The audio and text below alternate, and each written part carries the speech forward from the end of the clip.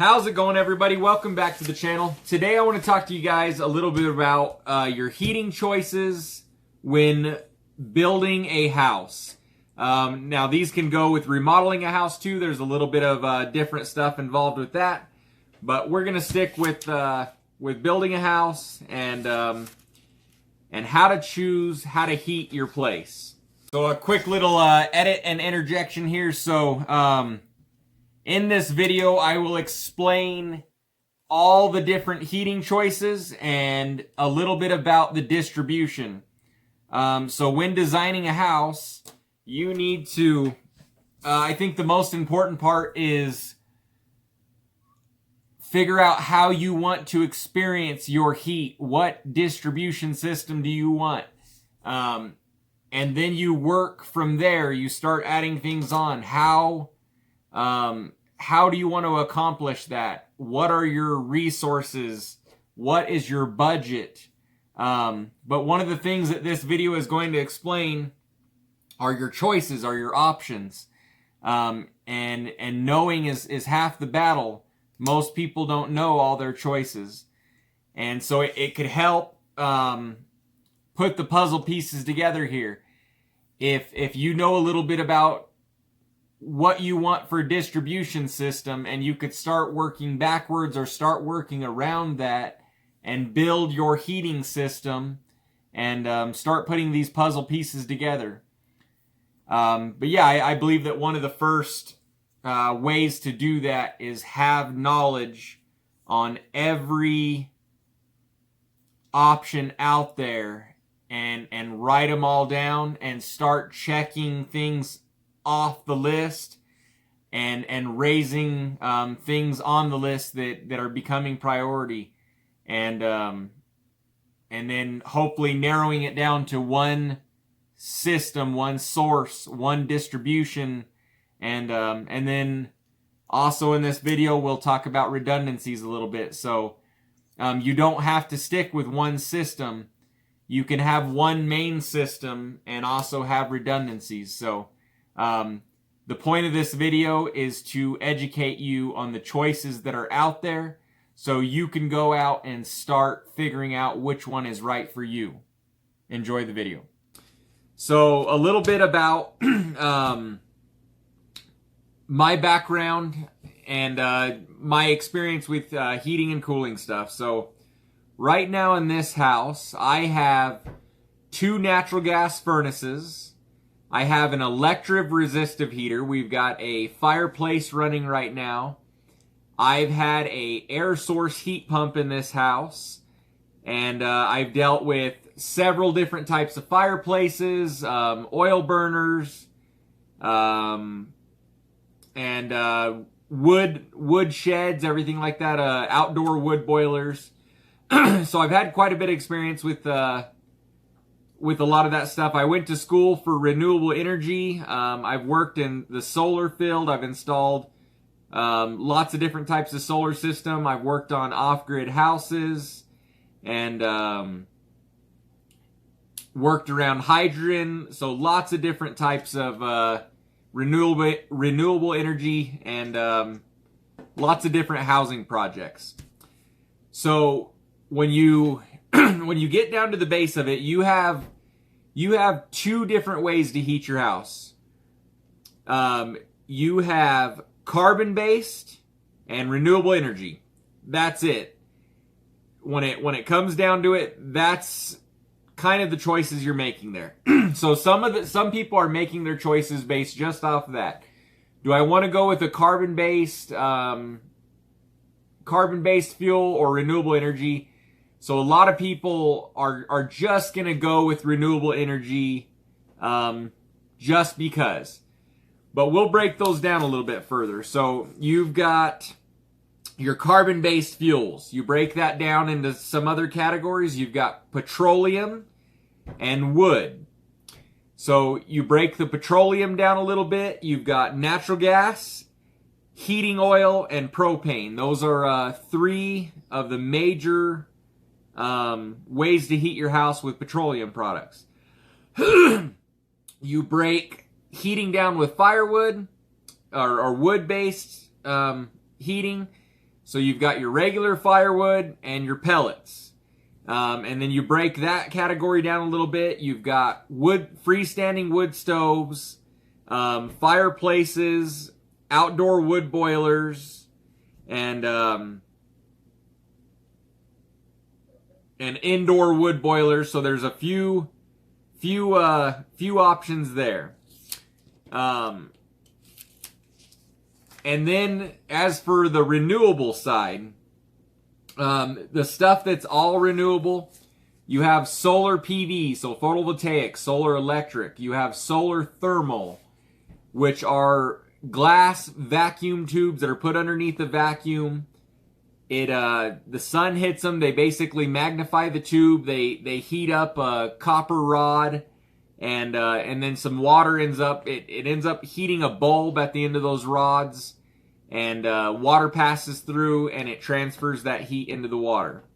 And then you've got passive houses, which are a totally renewable thing, or can be, and it's just using your natural resources, sun, wind, and a few other things to heat. Geothermal is a natural, non-carbon based heating source, and then you've got something like a trom wall, which I'll kind of lump in with passive. And then you've got so the solar PV makes electric. So on your other side of heating things, we've got your electric heaters. So you've got resistive, air source, and ground source. So we're just going to lump solar PV into these categories. If you're using solar PV, you're using it to make resistive, to run air source, or to run a ground source or a water source heat pump. So it's just electricity that's coming from a little bit different place. So now we've got 4 categories here. We've got petroleum, solar, wood, and electric. That's your only heating options pretty much, unless I'm not including the convoluted ways of making heating. There's a few little other categories. For the main part, this is what it comes down to.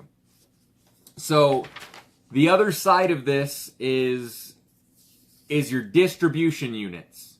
So we've got forced air distribution, electric baseboards, radiant distribution with hydronics. So you can do radiant floors, radiant walls, radiant ceilings, radiant baseboards, or you can do cassette systems, which is a hydronic radiant that can be, you can have a cassette in the ceiling, or in each room with a fan, or you can have a cassette like inside your furnace, inside the ducts, and it's a hydronic system that's combined with forced air, so kind of a hybrid system. And then you've got passive, that can also be a distribution system. So now we've got reasons to choose one over the other. So the main reason to choose one over the other that majority of people on this planet are basing things off of is cost. That's number one. The next would be convenience, reliability, access or lack of access to certain utilities. And then a lot of people now are basing things off of efficiency. And then the last kind of an honorable mention would be hedging your bets. So assuming that you're never really hedging against electric. You can't get rid of electric. You could build a house with everything without petroleum heating, I should say, without solar, without renewable, without wood heating. But you can't or don't want to build a house without electric. So you're going to have electric inside your house no matter what. You could not have the other ones. So the only people hedging their bets are hedging their bets against petroleum is natural gas, propane, heating oil going to rise. So some of the people are choosing their heating off of that as well. So if we go into to each one of these categories, so for petroleum-based heating, the other thing that we want to look at on all of these categories is some of these are capable of also providing your cooling. Most people are going to need a cooling system, and you have to weigh the cost. If you look at a heating system, you can't compare it directly to something that that doesn't provide cooling and something that does provide cooling. So no petroleum-based heating, normal stuff, provides cooling. No normal wood-based heating provides cooling. You could get cooling off of solar and renewable. You can get cooling off of electric. So we'll go down the petroleum options here. So natural gas, you have two options. You're going to do a forced air system or a boiler system. Now that's the actual system, and that's going to dictate your distribution on that system as well. The other petroleum-based we can talk about is propane. It's going to be the same. Forced air, boiler. They're almost identical units. They're almost identical prices. And then number 3 is going to be heating oil. I'm not going to talk too much about heating oil here. I don't know much about it. Not many people are using it.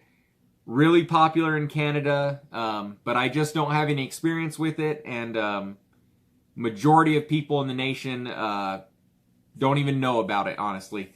So the next is your solar and renewable energy. So the solar that will not provide cooling, solar thermal, your geothermal, and passive, or well, so trom wall specifically, which is also kind of lumped in with passive. Those are two different things.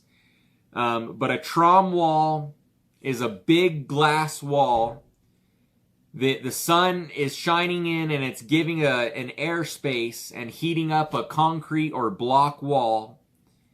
And it's trapping that heat throughout the day, absorbing into that concrete, and then you're releasing that into the house. You are able to totally heat a house with that design. I know some people that do it, and it can be done, and it can be quite reliable and work really well. There's a few things about passive that's a little bit different. Passive is more of a whole house design that incorporates lots of different features in the house to make that house heat and cool without any external sources, really. So just what the land is providing. And passive, it's possible to cool a house passively. So now we've got wood-based heating. We break those down a little bit. You've got the options of a freestanding wood stove, a pellet stove, a fireplace. Some people are going to lump that in with the wood stove. There's quite a bit big differences between a freestanding wood stove and a fireplace. They're just different enough that they should be in a separate category for lots of reasons. And then the last one on the wood side is you can have an outdoor wood boiler, a little shed that has a jacket of water surrounding it, and you go outside, chuck it full of firewood, heats up that water, you pump it inside the house. So the fourth method of heating is electric. So electric can include resistive heating, or you can use the electric to do an air source heat pump, a ground source heat pump, or a water source heat pump. And so when I mentioned geothermal earlier, the correct thing for geothermal is having a ground source of heat that's, I'm going to place it at 100 degrees or higher. Or we'll go 80 degrees or higher. So that would be geothermal to me. everyone else that's saying geothermal and they're doing vertical wells or horizontal wells, that's considered ground source heating. And we'll get into that a little bit. It's a very similar system to air source, so it's a heat pump. The air source is outside. It's gathering up the heat or the cold from the outside temperature, regardless of what that temperature is. And at the same system, they're using a heat pump to go out in a body of water and gathering up heat or cold, exchanging it with a body of water. So air source, ground source, water source can all provide heating and cooling. Resistive can only provide heating. So let's go to cost. So now cost can have so many variables, but on average, so we'll start with installation cost.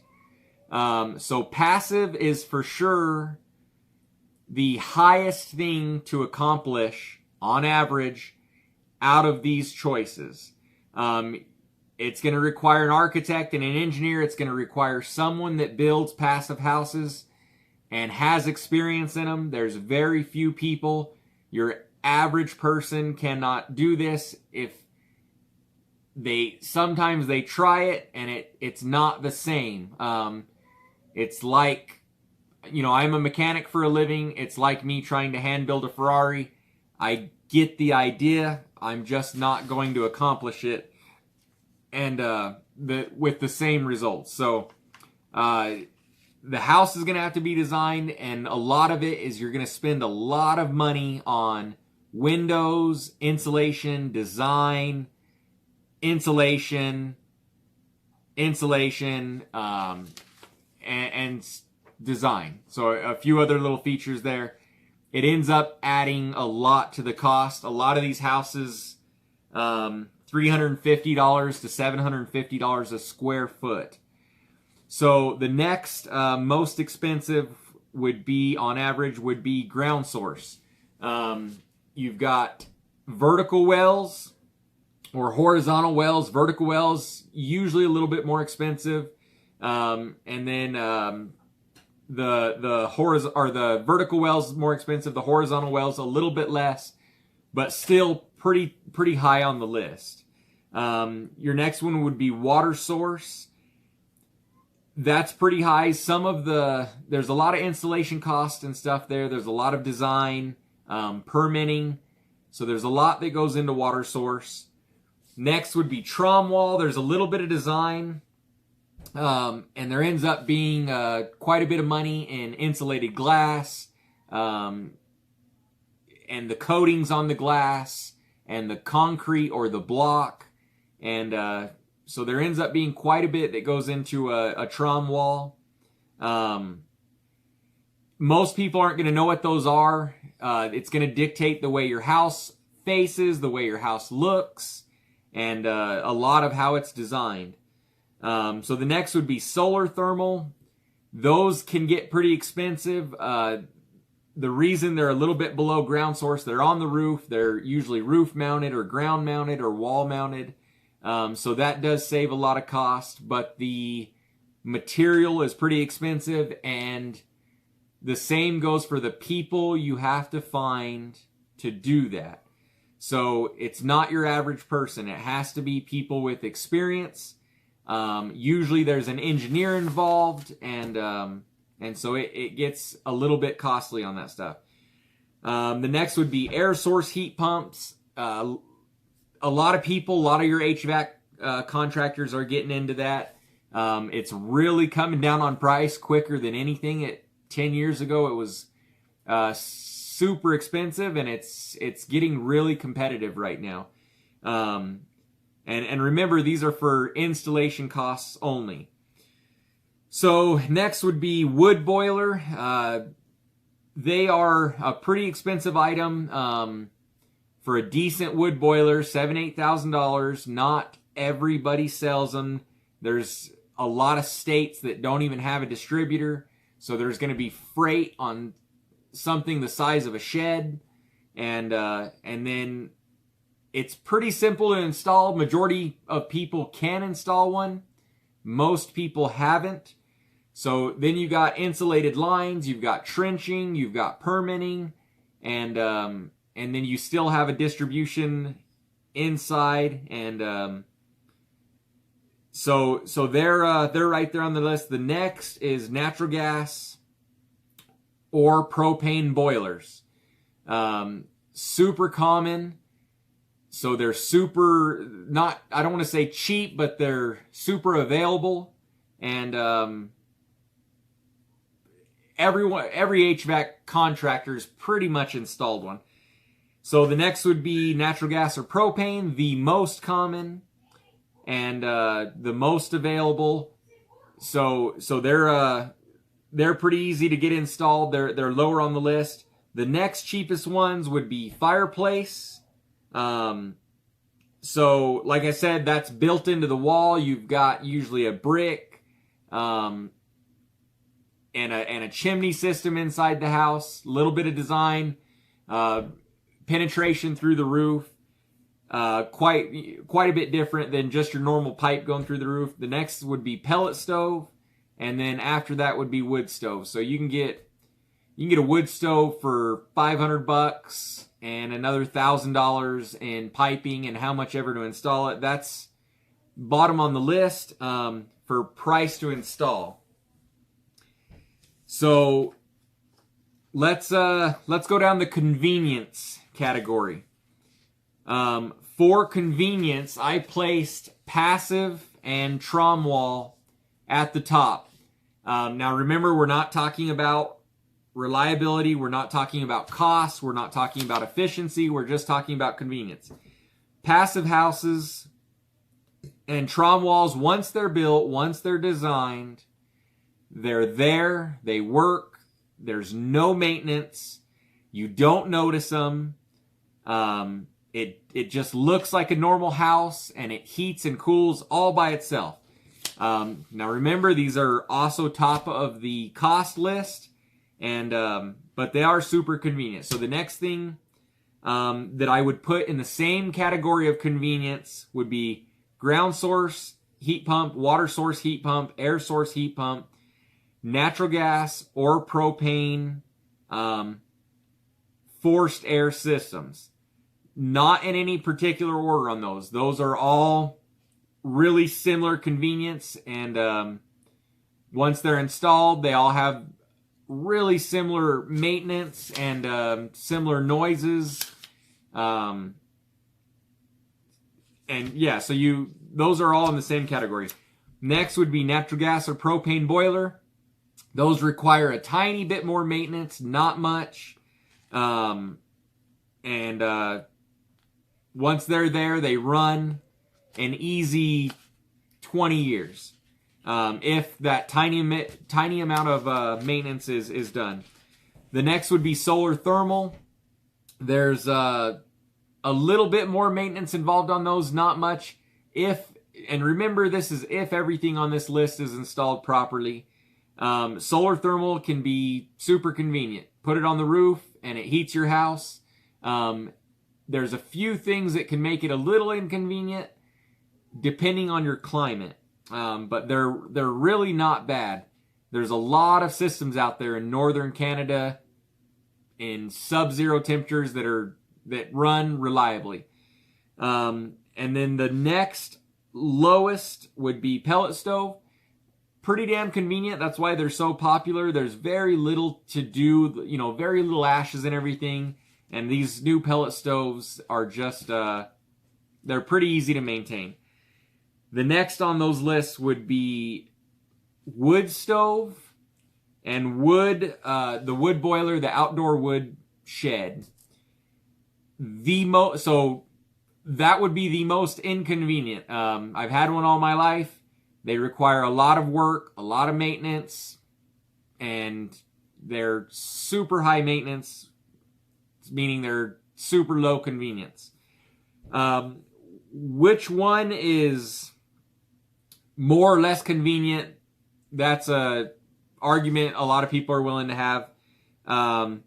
Wood you have to bring inside. You end up with a bunch of dirt and ashes and smoke inside your house.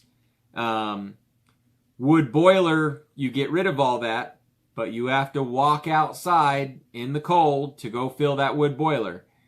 Whether or not that thing lasts all the way until the morning is extremely up to how much you paid for that wood boiler, how good of a system it is, how well it was installed, how well your house is built.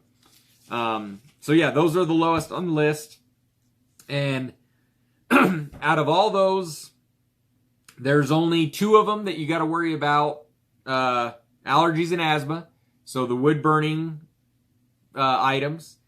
And then there's a few of them that, so I would say only one category of those items causes exercise, which is why it's last on the convenience list. Those are the wood burning items. And as a hobby, obviously the wood stuff, that's a lifestyle for some people is firewood and chopping and splitting and all that stuff. But also solar thermal and some of the passive stuff is kind of a hobby for people. So it sounds crazy, but a lot of people are building their houses because it's their hobby. I mean, that's a lot of the reasons for passive houses and renewable energy. Nobody ever admits it. It's not always about the efficiency. It's a lot about a hobby, and because they can tell everybody about their efficiency and how cool it is. It's, the cool factor on that stuff. So we can go over to reliability.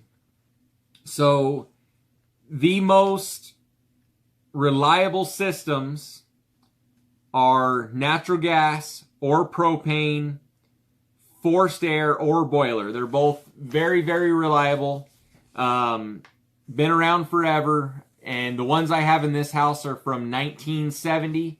And I've never have to do anything with them. They just run. So the next on that list, probably really close to the same category, would be ground source heat pumps and water source heat pumps. Depending on how they're set up, there's open loop and closed loop systems. And then right up there with all that stuff is air source, passive, trom wall, and solar thermal. All very reliable systems. So those 4 can rely on the weather a little bit. If it gets crazy cold and it wasn't designed for it, along comes a little bit of reliability issues. It might not heat your house. Instead of heating your house to 72, you might only be able to get that house to 68. So in reliability, I mean, like I said, natural gas, if it gets cold, the natural gas will go until it heats up that house. I mean, it'll work. So the next less reliable one would be pellet stoves. Computer boards in them, electronics in them. They break down all the time. And they're not a real reliable item. And the reason they're above wood stove and wood boiler is because you could leave and it will run until it runs out of pellets, which could be several days. Some of those things will last 3 or 4 days with pellets, depending on temperature and everything outside. So the next is wood stove and wood boiler. They are the least reliable in the fact that they rely on you. You cannot leave for more than, we'll say 12 hours. So in 12 hours without you, those things are not producing any heat. So they would be the least reliable. Now there's another category that they would be top on the list that has to be an honorable mention, and that is when shit hits the fan.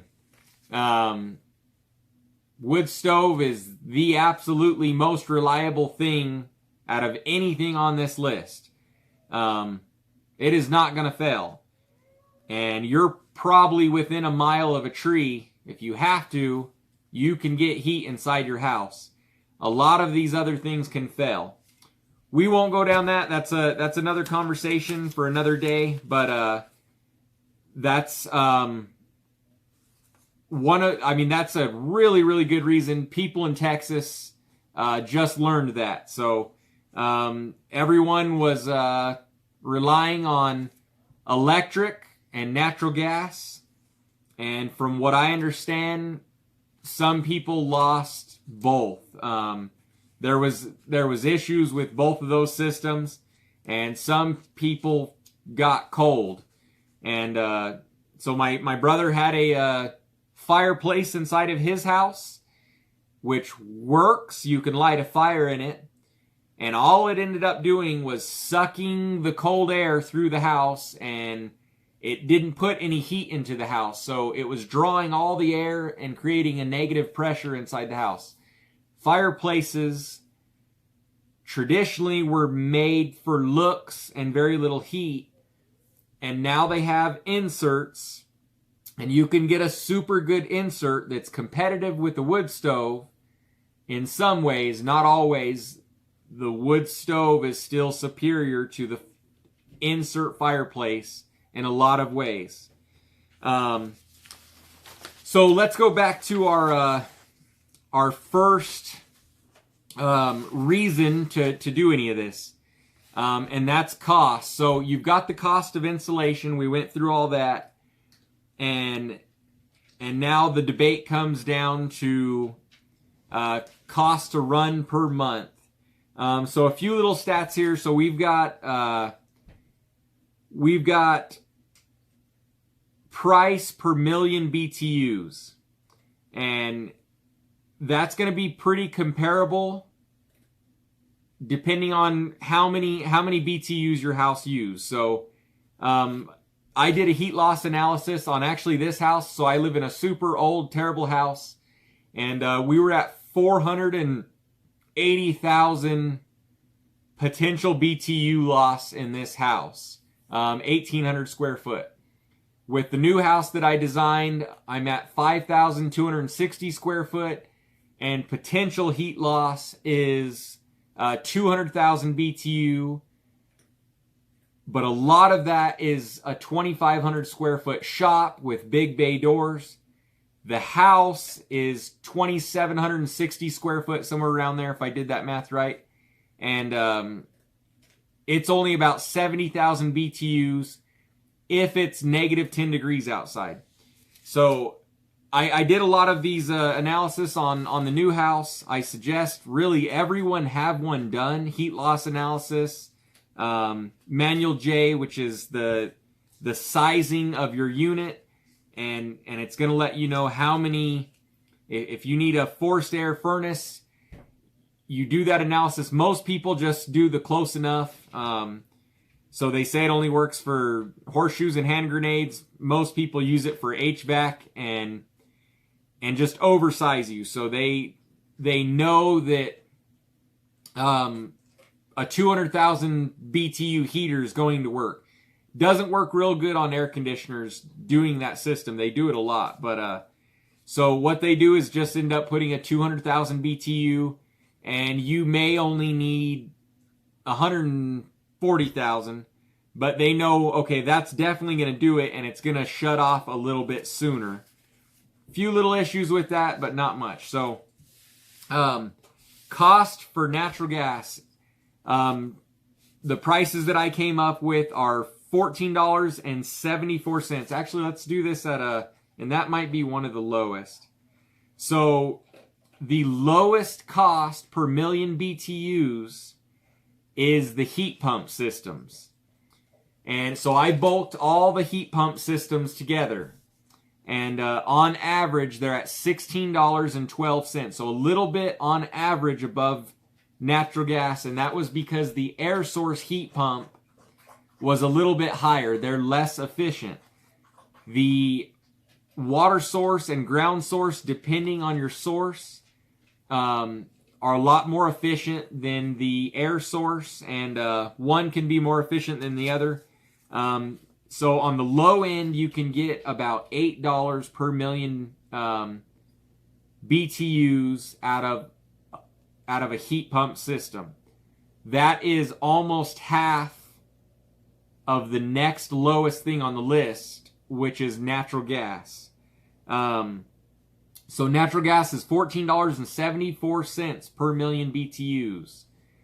The next lowest would be pellets, actually. So pellets came out to be about $17.15 per million BTUs,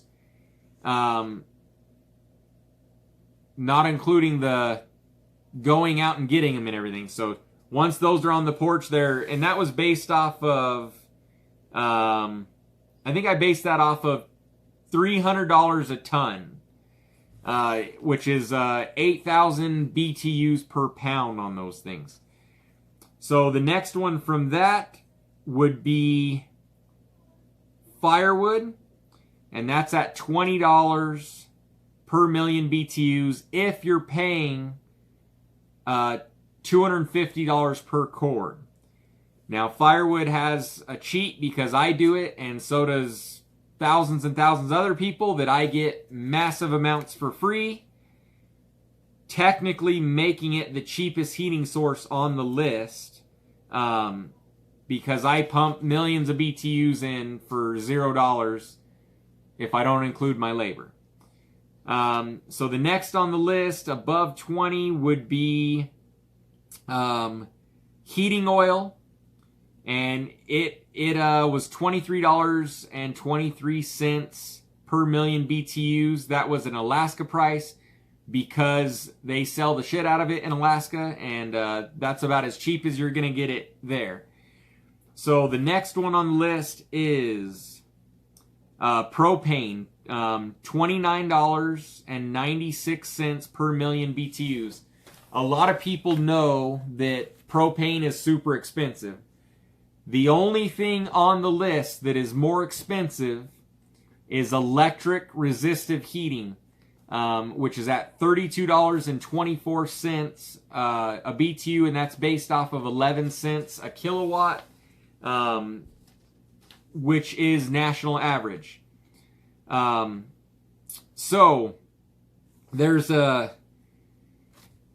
few reasons. Like I said, electric resistive is super expensive to run it, but some people, there's still reasons to run it. There's a break even point there, and it's about 10,000 watts or 10,000 BTU heat loss, which very, very, very little houses in the United States do. The only ones that really do it are the passive houses, are super, super tiny houses. And a lot of those houses are using electric resistive heat. So you're talking about, so mine here is 3,000 watts.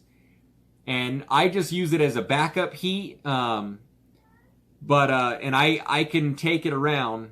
But a lot of people are heating several thousand square foot houses with these heaters.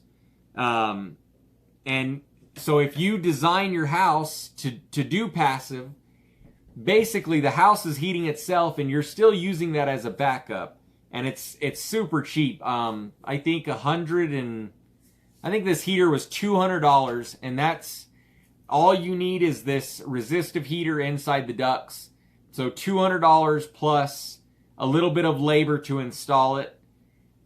After you get over a certain BTU amount, your amperage goes up real high, and it starts getting into new amp draws, breakers, wiring, and then the price just takes over after that.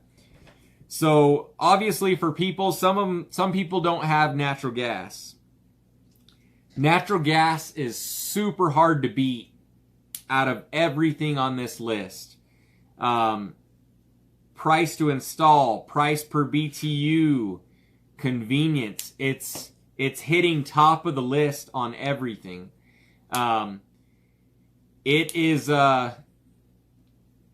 one of the best heating sources in the world, and there is very little things that can compete with it.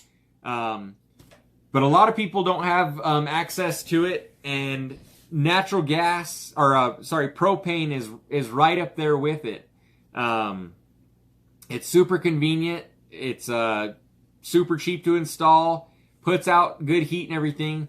The only problem is you got to have deliveries. You got to keep up on top of that stuff. But we have a whole infrastructure based off of just that. So, yeah. The next thing I think to talk about would be the ground source heat pump. So most of us are capable of that. It really depends on the cost can vary. The dirt could be real easy to move, and you could dig a trench real easy and lay your heating in there, your heating coil, and it could end up being super cheap and easy to install. You are able to make, and a lot of people don't understand that, you're able to make 100-degree temperature with 50-degree ground heat. You're able to make 50-degree temperature with 50-degree ground heat inside the house. It's easier to cool with that stuff. As for air source, you're able to make 80, 90-degree, 100-degree temperature inside the house if it's -5 outside. That stuff works. A lot of people just don't understand it, and they need to get a little bit educated on it, but that stuff does work really well. It's getting better and better and cheaper and cheaper. So I think I've pretty much hit on kind of everything here. So most people are just going to do the simple thing of going out, getting a natural gas, just having their HVAC guy. They're going to call whatever HVAC guy that is suggested. That guy is going to install what he's used to. It's probably going to be a natural gas or propane forced air or boiler system. And we won't go into the distribution units too much on this stuff. That can increase efficiency and convenience and everything a little bit on this stuff.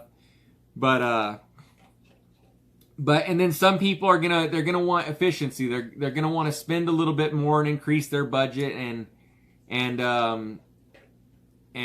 they're on this Save the Planet march, so they're gonna go ground source, heat or air source or water source. They're gonna look for some type of renewable. Some people want the cool factor. They're gonna put some solar on the roof, and or get a solar thermal system, or get something to talk about inside their house. Passive, that's a huge deal with that.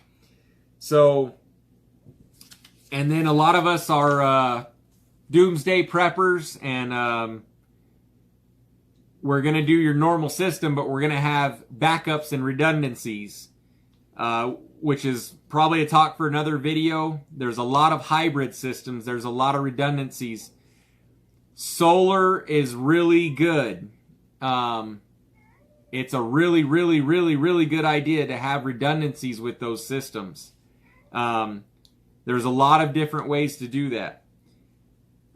So to talk a little bit about what I chose, I have a natural gas line right outside this window. I am in one of the top natural gas producing areas in the nation. I work in oil and gas, and I chose to do geothermal. It was a lot more expensive, and it probably is going to put me over my budget. But I wanted it for the hobby side of things because I'm going to do it. I'm going to do the work on it. I'm going to experiment with it. I wanted it for the efficiency. I wanted it for the cool factor. And my plan with my house is to have one utility bill. We're going to drill a well. So while I'm drilling the vertical wells, we're going to drill one well for water. That gets rid of my water bill. and we're gonna do that for the heating and cooling, so that covers that. I'm gonna get rid of the natural gas line, and I'm gonna have one utility bill, and I'll pay that how much ever I can pay, 4, 5, 6 months in advance, and I won't have to worry about bills. I'm super scared of it. I'm worried, but I'm just a naturally worried person. I worry about everything. But at the same time, I'm kind of excited. It's going to be awesome to get to try that system personally. I've got in-floor hydronic heating. I've got in-ceiling hydronic cooling. I've got a 200,000 BTU variable geothermal unit, meaning that it can heat up to 200,000 BTUs, or it could only put out 50,000, or actually down to 5,000 BTUs if I need it. And then the prepper side of me, I have also got an oil boiler. Oil is free to me. I've got 2 wood stoves, 1 wood cook stove and 1 wood fireplace upstairs in the bedroom. And then I still have the redundancy of electric, so geothermal heats my potable water. And I still have a electric resistive water heater, on-demand water heater after that. For whatever reason, if I end up running out of water, the electric will take over, and it'll be super expensive for that little amount of time. And but I should almost never have to use that. So I've got redundancy after redundancy after redundancy on this house. And yeah, so if you have any questions, go ahead and comment down below. So we're getting into a 45-minute video here. Not many people are probably going to finish this. But for those that are interested in actually looking at everything and gaining information and knowledge on your house, which only makes sense to me. We're all about to make the biggest investment of our lives. I am researching the living hell out of every aspect of this house. I would suggest everyone to do the same, but most people aren't going to.